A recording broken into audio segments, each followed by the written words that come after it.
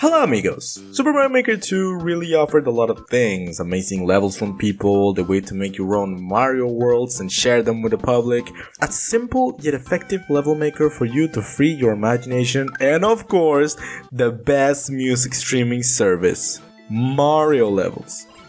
Do you guys not listen to your favorite music on here? Super Mario Maker 2, or Mario Maker from the Wii U but with more stuff added, is how I like to call it, was the sequel to the acclaimed video game from the Wii U. Super Mario Maker, you don't need to be a genius to figure that out. So, Mario Maker, a true endless fun video game and not necessarily an original idea, but for the Mario format, for you to create your own levels without the necessity to be overly complicated, it was an amazing decision from Nintendo. But the only bad thing was the console it was on, the one and only Wii U. But still, this game was one of the few that stand out in the console with many updates. But one console doesn't just stand for eternity, especially the Wii U. So with the release of the Nintendo Switch as the new console from, well, Nintendo, Super Mario Maker came back to the spotlight that added a bunch of new things to the original video game, especially the extra game styles. A bunch of new game styles were added. I seriously was surprised to realize how many there were.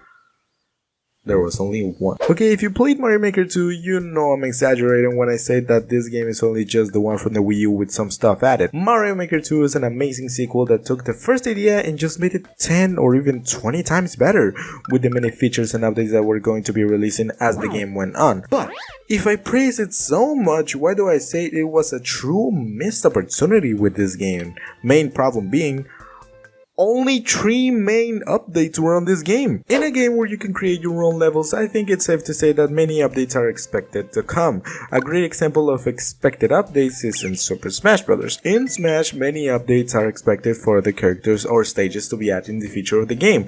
And that actually happened with many updates on Smash adding other DLC characters, but here, on Mario Maker, where you can make your own levels and there's infinite possibilities of levels, and people have gone so far with this game to the point that there's levels about playing tennis.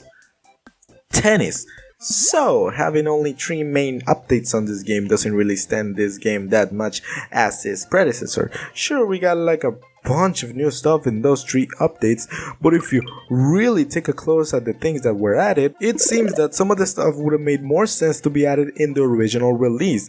Now doesn't this seem familiar? Spikies and Pokies were added in later updates, as to where I think those are main enemies of the Mario saga. No new extra modes were added to the game, even though there was supposed to be many more to come out, but nope, we were stuck with Super Mario 3D World. Potential extra modes that were changed to power-ups for the original Super Mario Bros. I'm talking about the Zelda power-up and the Super Mario Bros. 2 power-up. While I think it's hard to make the Zelda level maker, and I think that's why it works better as a power-up, Mario Bros. 2 surely would have worked as an extra game mode for Mario Maker 2. The generic story mode that was just the same, playing level after level.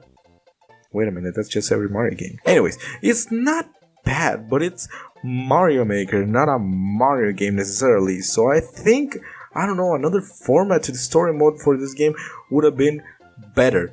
Not to say it's bad, it could have been better. Another thing that I can see on this game that, you know, could have made this game a whole lot better, the addition of more characters to the game, since, well, I don't know what you think of the characters.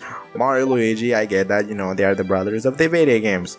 Toad, we all like Toad in this game. Toadette, well, it's just the same as the last one, but girl, and that's it. So for 2 of the characters to be somewhat the same, it feels, well, boring to me at least. We could have seen Peach on this game as a reward of beating the story mode, as well as another characters from the Mario universe, such as Daisy or Waluigi. And don't say that skinny characters can't be on Mario Maker, since this monstrosity appeared on the original Mario Maker. This also reminds me the amazing amiibo feature on the Wii U that was removed for the sequel.